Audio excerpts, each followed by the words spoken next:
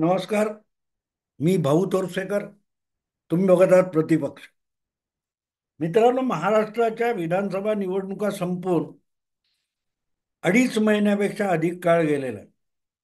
20 नोव्हेंबरला मतदान झालं. 23 नोव्हेंबरला निकाल आले. त्यानंतर शपथविधी झाला. मुख्यमंत्री, दोन उपमुख्यमंत्री, मग मंत्रिमंडळाचा विस्तार झाला. मंत्रिपदाची खाती वाटली गेली. पालकमंत्रीपदाचं सगळं काय होऊन गेलं. हे सगळं होऊन गेल्यानंतर सुद्धा माध्यमांच्या बातम्यांवर नजर टाकली तर असं दिसतं की अजूनही महाराष्ट्राच्या मुख्यमंत्री पदाचा विषय, वाद, प्रश्न सुटलेला नाही. तुम्हाला आठवत असेल तर त्या काळात निकाल लागल्यापासून शपथविधी होईपर्यंत तत्कालीन मुख्यमंत्री आणि आजचे उपमुख्यमंत्री, शिवसेनेचे सर्वोच्च नेते एकनाथ शिंदे नाराज आहेत, या बातम्या होत्या, ही चर्चा होती. अगदी त्यांनी उपमुख्यमंत्री पदाची शपथ घेण्याच्या 2 तास आधीपर्यंत ते शपथ घेणार नाहीत, ते नाराज आहेत, ही चर्चा चालू होती. आणि अजूनही बिचारे एकनाथ शिंदे आपल्या जन्मगावी गेले तरी सगळीकडे एक ब्रेकिंग न्यूज सुरू होते. अजूनी रुसूनी आहे, हे गाणं सगळ्या चॅनेलवर वाजायला लागतं. उपमुख्यमंत्री एकनाथ शिंदे आपल्या दरे या गावी गेले कारण अजूनही रुसूनी आहे. योगायोगाने त्या गाण्याची पुढची ओळ काय आहे? खुलता कडी खुलेना. आणि खरंच मित्रांनो, वेगवेगळे व्हिडिओ बघितले तर एक गोष्ट मान्य करावी लागते की एकनाथ शिंदे आपल्याला मुख्यमंत्रीपदी भाजपने कायम राहू दिलं नाही, याविषयी नाराज आहेत का?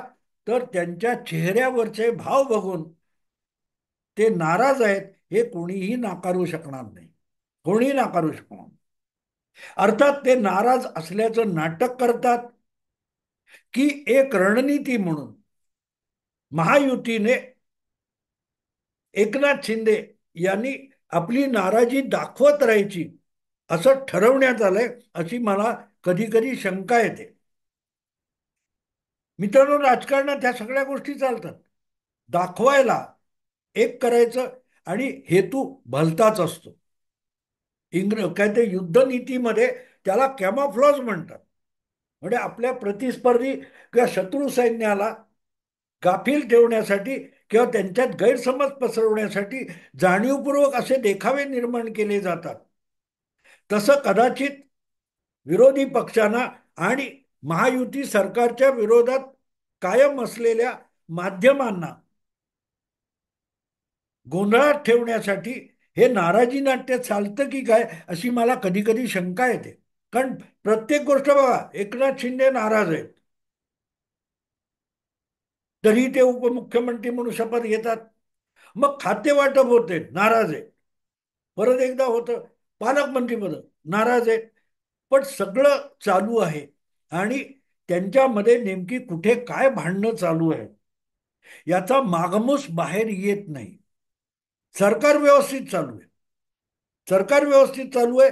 बरं, एकमेकाशी जाहीरपणे हेवे दावे, कॉलर पकडून भांडावेत, एकमेकांविरुद्ध अपशब्द वापरावेत, असंही काही होताना दिसत नाही. हे मी तुम्हाला का सांगतो मित्रांनो? तुमच्या आठवणीसाठी सांगतो. ज्यावेळेला महाविकास आघाडीचं सरकार होतं आणि त्यालाही अनैसर्गिक आघाडीच म्हटलेलं आहे की हिंदुत्ववादी शिवसेना घेऊन उद्धव ठाकरे हे दोन काँग्रेस बरोबर गेले, महाविकास आघाडी स्थापन केली आणि मुख्यमंत्री झाले, तर ते आपल्याला भेटतच नाहीत, ही तक्रार अशोक चव्हाण आणि बाळासाहेब थोरात यासारख्या ज्येष्ठ काँग्रेस नेत्यांना माध्यमाकडे करावी लागली. महाविकास आघाडीत ज्या कुरबुरी चालू होत्या त्या सत्तेत असताना किंवा सत्तेतून बाहेर पडल्यावर किंवा बाहेर फेकले गेल्यानंतर आजही कायम महाविकास आघाडीतल्या कुरबुरी माध्यमात आपल्याला उघडपणे ऐकायला येतात, कारण त्यांचे नेतेच उघडपणे बोलत असतात. उघडपणे बोलत असतात. नाना पटोलेंसारखा काँग्रेसचा प्रदेशाध्यक्ष स्वपक्षीय किंवा मित्रपक्षीय नेत्यांच्या कुठल्याही वक्तव्याच्या विरोधात ठणकावून बोलत असतो. विजय वडेट्टीवार आहेत, संजय राऊत आहेत. ते जितके जाहीरपणे आपली नाराजी, राग मीडियामधून व्यक्त करतात, तेवढं महायुतीमधल्या तीन पक्षातल्या नेत्यांनी एकमेकाविरुद्ध दागलेल्या तोफा आपल्याला दिसत नाहीत. हा कुजबूज असते. सूत्रांच्या बातम्या भरपूर असतात. सूत्रांच्या बातम्या भरपूर असतात. काल परवा माझा अमरावती जिल्हा पत्रकार संघातर्फे जीवन गौरव पुरस्कार देऊन मला त्यांनी सन्मानित केलं.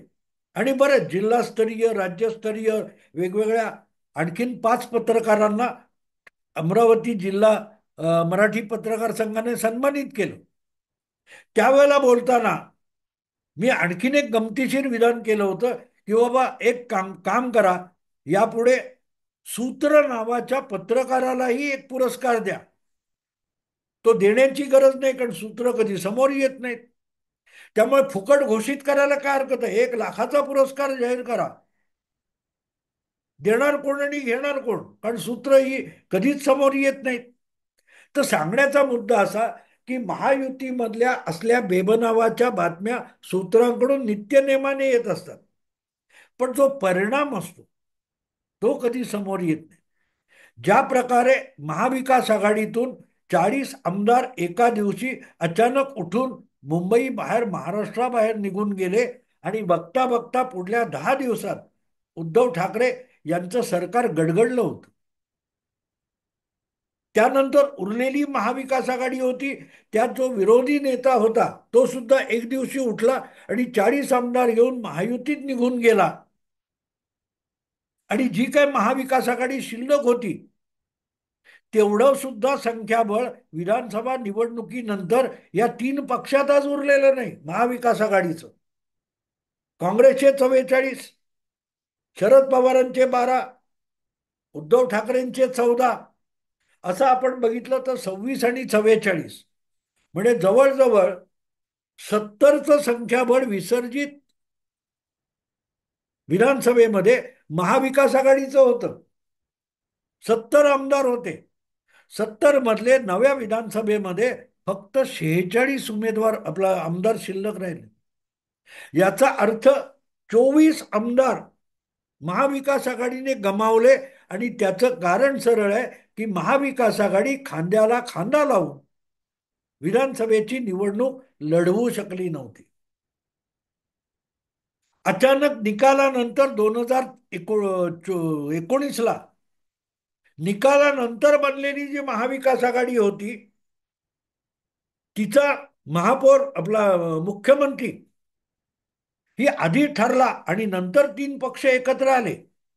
उद्धव ठाकरेंना मुख्यमंत्री व्हायचं होतं आणि काँग्रेसने आणि राष्ट्रवादीने उद्धव ठाकरे यांना मुख्यमंत्री देण्याचं मान्य केलं आणि महाविकास आघाडी तयार झाली.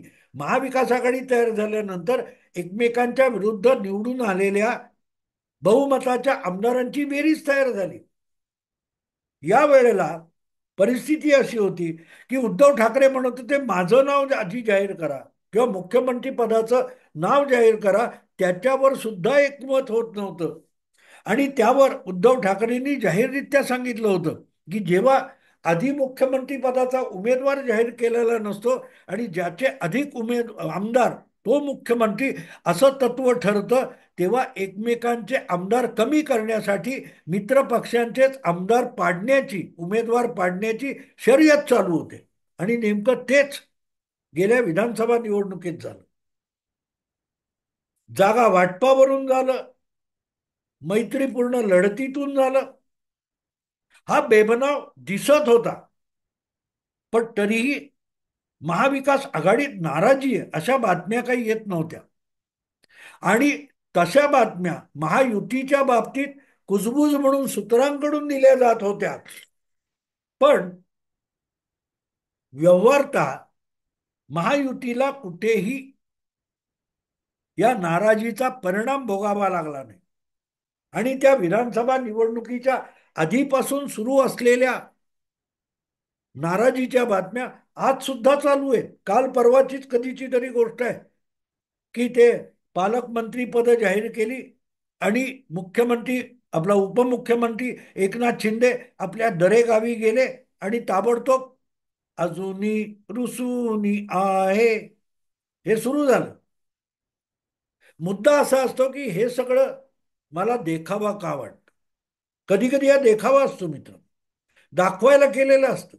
अगदी तुम्हाला आठवतं मित्रांनो, देखावा कसा असतो. ज्या दिवशी एकनाथ शिंदे हे विधान परिषदेचं मतदान उरकून 20 जून 2022 सूर्य मावळताना महाराष्ट्राची सीमा ओलांडून गुजरातेत सुरतला गेले आणि उद्धव ठाकरे यांच्या पायाखालची जमीन सरकली, त्याच्या आदल्या दिवशी 24 तास आधी तेच एकनाथ शिंदे शिवसेनेच्या वर्धापन दिन सोहळ्याच्या व्यासपीठावर बसलेले होते.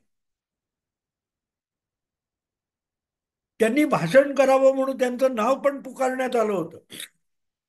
पण एकनाथ शिंदे यांनी भाषण करायचं नाकारलं. आणि दुसरीकडे त्याच मंचावरून उद्धव ठाकरे यांनी ग्वाही दिलेली होती की आत्ता इथे बसलेल्यामध्ये कोणीही गद्दार नाहीये. आज ज्यांना आदित्य ठाकरे किंवा उद्धव ठाकरे, संजय राऊत उठता बसता झोपेत जागेपणी गद्दार गद्दार गद्दार म्हणतात, त्यातले बहुतांश सगळे गद्दार हे त्या 19 जून 2022 वर्धापन दिन सोहळ्यामध्ये समोर बसलेले होते, हजर होते आणि उद्धव ठाकरेंना हे गद्दार आहेत हे सांगण्याची हिंमत झाली नव्हती. काय बोलले होते उद्धव ठाकरे की आईचं दूध विकणारा शिवसैनिक मला नको, असा शिवसैनिक असू शकत नाही असं माझ्या वडिलांनी मला सांगितलेलं आहे.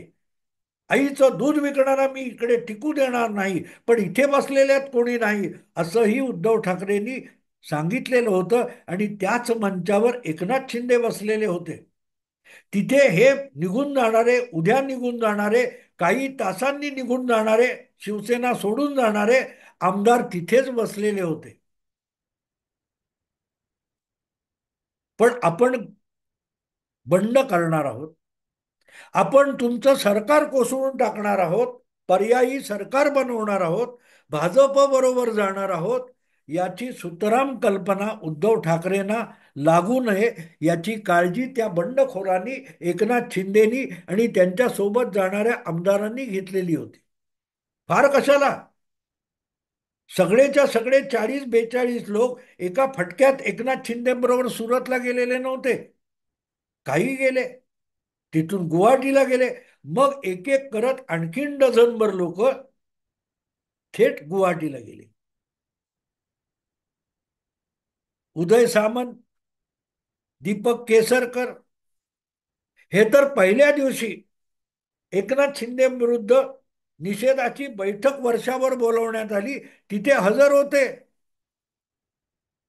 सदा सरवणकर सारखा आमदार शिवसेना भवनाच्या समोर येऊन एकनाथ शिंदे यांच्या निषेधाच्या घोषणा देत होता आणि 2 दिवसात गुवाहाटीला. याला कॅमोफ्लेज म्हणतात. ज्याच्या विरुद्ध बंड करायचंय, ज्याच्याशी घातपात करायचंय, त्याला गाफील ठेवणं ही एक प्रकारची रणनीती असते. दाखवायचंय, करायचं दुसरं. आणि म्हणून मला असं वाटतं की ज्या प्रकारे या एकनाथ शिंदे यांच्या नाराजीचं नाट्य रंगवलं जातं माध्यमातून, ते माध्यम बातमी म्हणून रंगवतात हे खरं आहे. आपल्या समोर येतं बातमी, ब्रेकिंग न्यूज आपल्या समोर येतात, काही त्याला जुळणारे प्रसंग दाखवले जातात. पण जर अशा नाराजीचा व्यवहारी परिणाम 2-2.5 महिन्यानंतर कुठेही दिसत नसेल, तर मग हे रुसवे फुगवे हे खरे किती आणि दिखाऊ किती याचा विचार करणं भाग आहे. विचार करणं भाग आहे. कारण परिणाम कुठेच नाही. हा, गृह खात्यासाठी एकनाथ शिंदे अडून बसलेले आहेत, नडून बसलेले आहेत, वगैरे वगैरे वगैरे बातम्या येत होत्या. गृह खातं भाजपने आणि देवेंद्र फडणवीसांनी सोडलं नाही. कुठल्या खात्यासाठी कोण अडून बसलाय याची नाराजी नाट्य आपल्यासमोर रंगत होती. 40 पेक्षा अधिक मंत्र्यांचा शपथविधी झाला, पण जवळजवळ आठवडाभर तरी त्यांना मंत्रिपद सुद्धा माहिती नव्हती. मंत्रिपदाला खाती माहिती नव्हती. नाराजी नाट्य चालू होतं. आणि म्हणून मी ते शीर्षक जे दिले, अजूनही रुसूनी आहे, सरकार 2.5 महिने चाललंय, कुठे काही गडबड नाहीये. अशा वेळेला जर एकनाथ शिंदे दरेगावी गेले किंवा आणखीन इकडे तिकडे काहीतरी झालं म्हणून अजूनही रुसूनी आहे, ही रेकॉर्ड वाजवण्याची माध्यमांना गरज आहे का, याचा विचार त्या त्या माध्यमाच्या संपादकाने करावा, असं मला वाटतं. असं मला वाटतं. किंबहुना हा देखावा असेल तर तो कशासाठी आहे, याकडेही बघणं आवश्यक आहे. लवकरच 2.5-3 वर्ष रेंगाळलेल्या स्थानिक स्वराज्य संस्थांच्या निवडणुका व्हायच्या आहेत. आणि उद्धव ठाकरे यांचं राजकारण हे प्रामुख्याने मुंबई महापालिकेच्या बीएमसीच्या सत्तेवर अवलंबून आहे. एकदा मुंबई महापालिका हातची गेली की उरली सुरली उद्धव सेना सुद्धा सपाट व्हायला वेळ लागणार नाही. आणि त्याच्या आता चिन्ह दिसायला लागलीत, लक्षणं दिसायला लागलीत. ज्या प्रकारे राजूल पटेल वगैरे शिवसैनिक, माजी नगरसेवक, पदाधिकारी आत्ताच विधानसभा निकालानंतर एक एक करून उद्धव ठाकरे यांची साथ सोडून एकनाथ शिंदेच्या दिशेने जाताना दिसत आहेत किंवा कुठे भाजपमध्ये जाताना दिसत आहेत, इतर मुंबई बाहेरचे, ते बघितल्यानंतर एकनाथ शिंदे यांची नाराजी मला अधिक देखावा वाटतो. एकनाथ शिंदे यांना उरली सुरली शिवसेना महाराष्ट्रातून संपवण्यासाठीच भाजपकडून, महायुतीकडून जबाबदारी देण्यात आली आहे का? ठीक आहे, मुख्यमंत्री म्हणून प्रारंभिक पातळीवर शिवसेनेचं काय ते सत्ता केंद्र एकनाथ शिंदेने आपल्या हाती घेतलं. पण शिवसेना म्हणजे संघटना असते. आणि शिवसेनेचं संघटन उरलं सुरलं, जिल्हा प्रमुख, तालुका प्रमुख, गट प्रमुख, संपर्क प्रमुख यांचं जे माहोल आहे, जाळं आहे, हे एकनाथ शिंदे आपल्या पंखाखाली आणत नाहीत तोपर्यंत एक हाती त्यांची हुकूमत शिवसेनेवर प्रस्थापित झाली असं म्हणता येणार नाही. बाळासाहेबांची शिवसेना ही आमदार, नगरसेवक किंवा खासदार यांच्यावर मोजली जात नव्हती, तर रस्त्यावर उतरणाऱ्या शिवसैनिकांवर मोजली जात होती. आणि ती शिवसेना जिल्हा प्रमुख, शाखा प्रमुख, विभाग प्रमुख, गट प्रमुख, संपर्क प्रमुख यातून विणलेली होती. ती सगळीच्या सगळी आज एकनाथ शिंदेकडे आलेली नाही. त्याचे काही पॅचेस, काही तुकडे उद्धव ठाकरे यांच्याकडे आहेत. आणि जोपर्यंत सत्तेमध्ये अडकलेले एकनाथ शिंदे त्यात गुंतलेले असतील तोपर्यंत उद्धव ठाकरे यांना जीवदान मिळालेलं होतं. जितके एकनाथ शिंदे हे सत्तेच्या बाहेर आणि संघटनेत अधिक असतील तितके ते उद्धव ठाकरेंची उरलेली शिवसेना खिळखिळी करू शकतात, हे ओळखूनच त्यांना या जबाबदारीतून बाजूला काढले. आणि आधी पूर्ण शिवसेना ताबा करा, बरं तुम्ही मुख्यमंत्री होऊ शकता, असं आश्वासन अमित शहानी एकनाथ शिंदेना दिलंय का, अशी माझी आशंका आहे. आशंका आहे. सत्तापदावर राहा, त्यामुळे लोक आकर्षित होतात, पण अधिकाधिक लक्ष शिवसेना नावाच्या अत्यंत बारकाईने विणल्या गेलेल्या जिल्हा, तालुका, मोहल्ला पातळीवरच्या संघटनेवर कब्जा करा.